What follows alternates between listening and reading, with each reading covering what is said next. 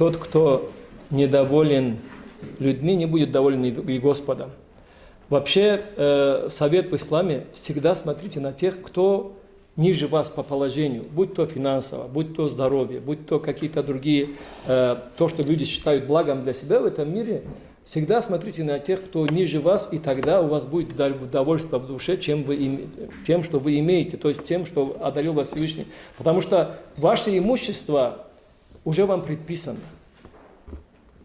Как бы вы ни старались, то, что для вас предопределено, вы непременно это получите полноценно, до последнего кусочка хлеба, который вы проглотите, но больше вы не получите. Поэтому человек прилагает усилия, зарабатывает, конечно же, он делает все причины, но то, что вам пришло, это пришло. То, что вам не пришло, оно не придет и так.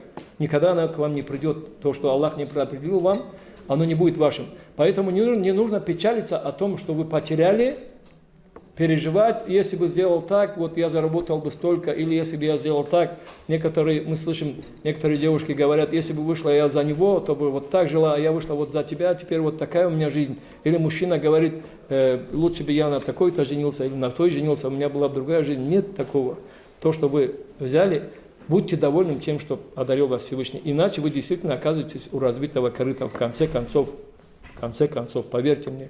И будьте довольны тем, что наделил вас тем, чем наделил вас Всевышний. И смотрите на тех, кто ниже вас, меньше вас зарабатывает.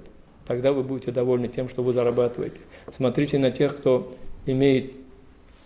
вообще не имеет детей, а вы недовольны своим ребенком.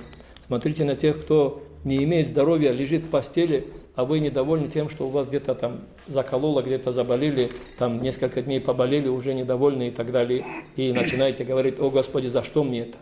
Вообще вот это за что мне это? Есть за что. Каждому из нас есть за что, поверьте мне. Как Всевышний говорит, то, что вас постигло, это то, за то, что делали ваши руки, и вам простили еще многое. То есть Всевышний говорит: я вам еще многое простил. И после этого за то, что вы совершаете, вас постигают какие-то беды в жизни. Для верующего это испытание, для неверующего это наказание, но нас всех непременно постигнут испытания. И чтобы не оказаться у разбитого корыта, нужно быть благодарным Господу постоянно. Утром проснулись, благодарите Всевышнего, что вы вообще проснулись. Как посланник Аллаха сказал: если вы проснулись в своей земле, среди своего народа, о здравии и с едой, с пропитанием на одни сутки, то как будто вам дарован весь мир.